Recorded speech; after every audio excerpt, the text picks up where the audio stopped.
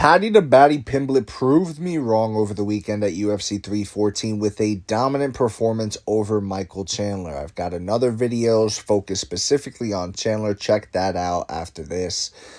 Where basically I said that his problem was that he didn't let his hands go, and I would say the activity as well, the inactivity rather, waiting for Conor McGregor, wasting those years where it's kind of like, you're already in your 30s and you're in the lightweight division. These are not the years that you want to be sitting out. These are the years where you want to squeeze as much of that juice as you can. And he didn't, and he has to live with that. And now that's 2 losses in a row. But this is about Paddy Pimblett. Paddy looked fantastic. Paddy looked big. He looked imposing. You saw what he can do to a guy of Chandler's size. It would be interesting to see how Paddy does with other lightweights, especially, of Chandler's size. I want to see, and Paddy's a bigger lightweight. I want to see Paddy next to Dustin Poirier. I want to see him next to Gaethje and Arman and Charles. I want to see him next to these guys because I think he's bigger than them. And I'm curious, man. The grappling of Paddy Pimblett is no joke, and I said that from the jump. I said Paddy Pimblett is about as dangerous as anybody in the world. When he gets your back, when he gets on top of you, he's dangerous from the guard. He could throw up arm bars, triangles, flying arm bars. You name it, Paddy Pimblett has it in his arsenal with the grappling. His grappling is very dangerous. But his striking leaves a lot to be desired, in my opinion.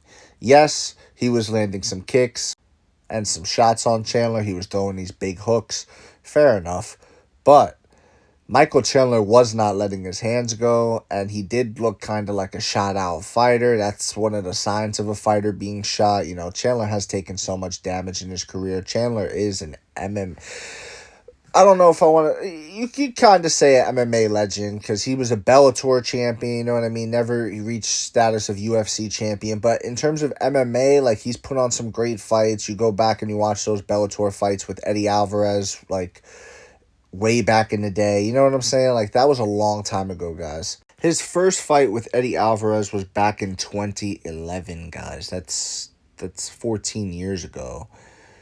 And he's been doing this a while, and he's been getting into wars for a while, Go and watch the Will Brooks beatings that he took. Go and watch, Michael Chandler has been through the furnace when it comes to MMA. Paddy Pimblett, not so much. Paddy Pimblett is a guy who keeps passing the tests, but he hasn't quite been through the furnace. He hasn't really tasted a loss on the biggest stage. Yes, I know he's been defeated before, but he hasn't tasted a loss on the biggest of stages, and it hasn't been the worst loss in the world either. It wasn't like he was beaten up the way Chandler was, right? So Paddy is more untested, and I have a feeling that he's benefiting from the last generation's tail end. Dustin Poirier is another guy. Let's find out how old he is because Chandler's 38. So Dustin Poirier is 36 years old, 6 years older.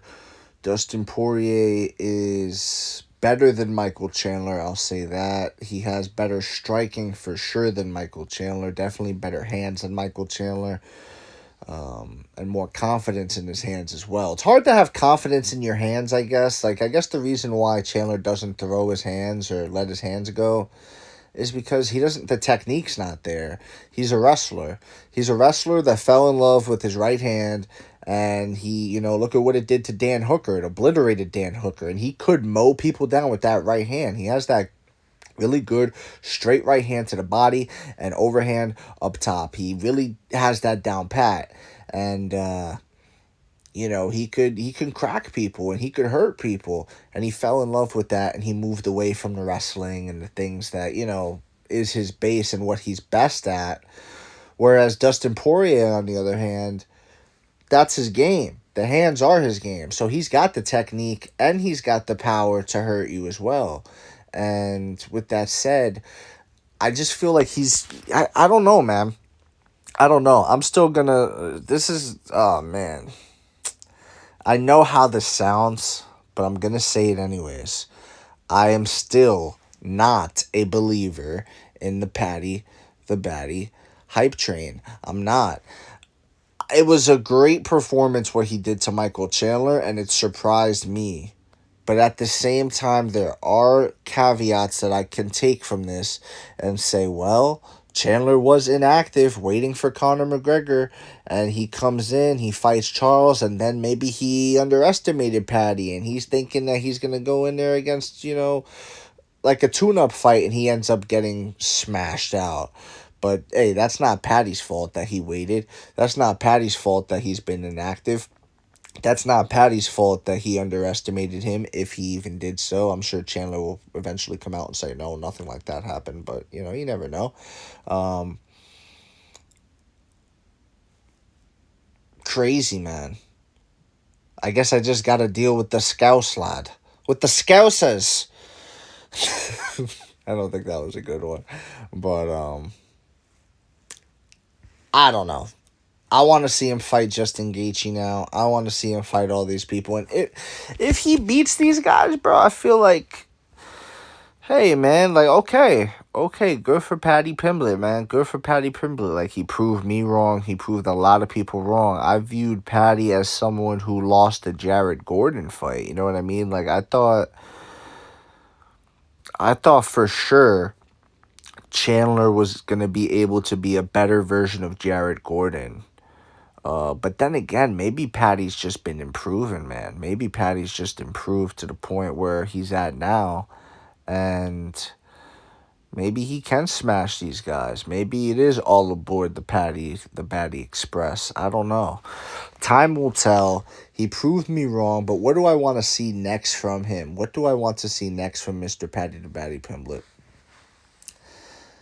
I think I want to see him fight Dustin Poirier next. I don't want to see the Conor fight happen, even though I said years ago that would happen. Back in like 2023, I was saying it. Again, this is why I do the videos. I say a lot about MMA and other topics, and it's documented. Go and look up the videos if you so choose, and you'll see, man.